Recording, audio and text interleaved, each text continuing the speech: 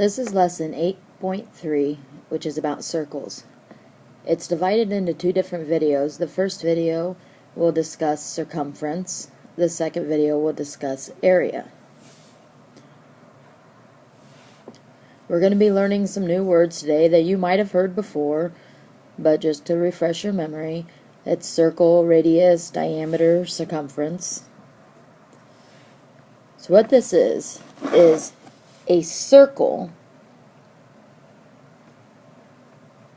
is the set of points in a plane that are fixed distance from a given point called the center.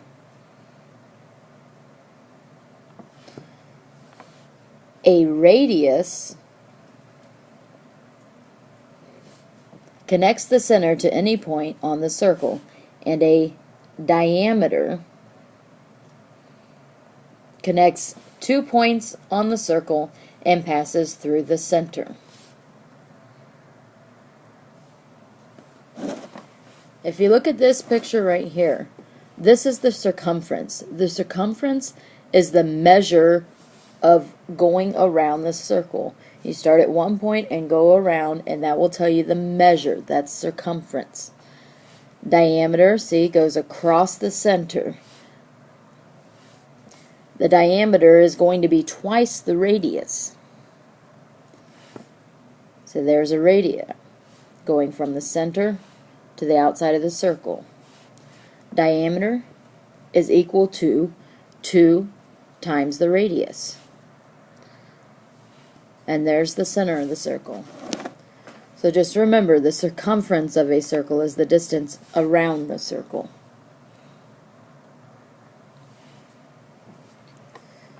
Okay, this is just a table that kind of sums up that information. The circumference C of a circle is pi times the diameter d, or 2 pi times the radius r. So like in this example, you can see that the radius is 3 and the diameter is 6. So circumference equals pi 6, or 2 pi times the radius, which is 3. Both of those would equal 18.8 units. So the formulas, you could either use C equals pi d or C equals 2 pi r. Remember that pi is an irrational number that is often approximated by the rational number 3.14, which is also the fraction 22/7. So how are we going to use those formulas to help us find the circumference of a circle? Okay, our first example here, it tells us to find the circumference of each circle, both in terms of pi and to the nearest tenth. I would want you to use the pi button that's located on your calculator. Don't use the 3.14, you'll get a different answer. So use the pi button. So a circle with a radius of 4 meters. So that means this right here is going to be 4. Alright, so remember, if we have radius, circumference equals 2 pi r. So the circumference would equal 2 pi times my radius. Radius is 4. So simplify that and you get 8 pi. That's what it means when it asks you to write it in terms of pi.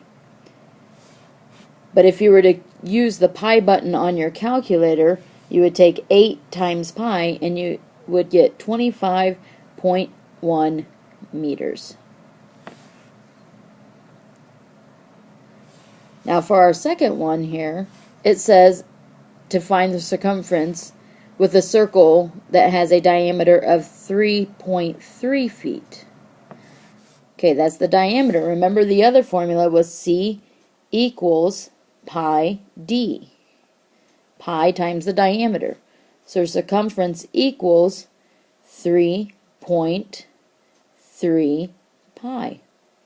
That's again what it is in terms of pi. But if you were asked to calculate it like I'm asking you to using your pi button on your calculator, you would take 3.3 times pi and you would get 10.4 feet.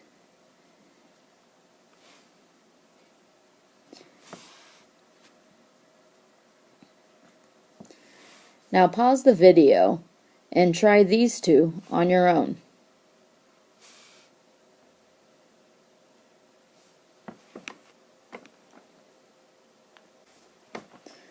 Okay, let's move on to some ways that maybe we can use this information. Like, take this word problem for instance. A Ferris wheel has a diameter of 56 feet and makes 15 revolutions per ride. How far would someone travel during a ride? Use the button on your calculator for pi. So what it's asking us to do is the first thing we're going to need to do is find the circumference. Remember, circumference equals pi d. Because we want to know what the distance is of one revolution, and then if we find one revolution, finding 15 would be pretty easy. So let's find the distance one revolution would take. That's the distance going around, which is our circumference. We already know that our diameter is 56 feet. So circumference equals 56 pi. Or if you were to use the pi button on your calculator, you would get 175.9 feet. That's the distance you would go for one revolution. But what if you went 15 revolutions? Well, that's pretty easy. You're just going to take your 175.9 feet and multiply it by the 15 revolutions. When you do that, you're going to get 2,638.9 feet.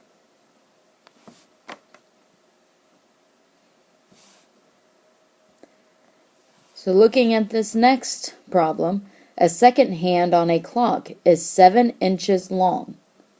What is the distance it travels in 1 hour? Use the button on your calculator. So it's saying the second hand, which is shown in red here, is 7 inches. Now we're wanting to find the distance it travels. So again, we're finding circumference. So find the circumference and find how far it travels in 1 hour. Remember, the second hand goes around 1 time per minute. So how many times does it go around in 1 hour? Try this problem on your own, and when you're done, bring it up for me to check.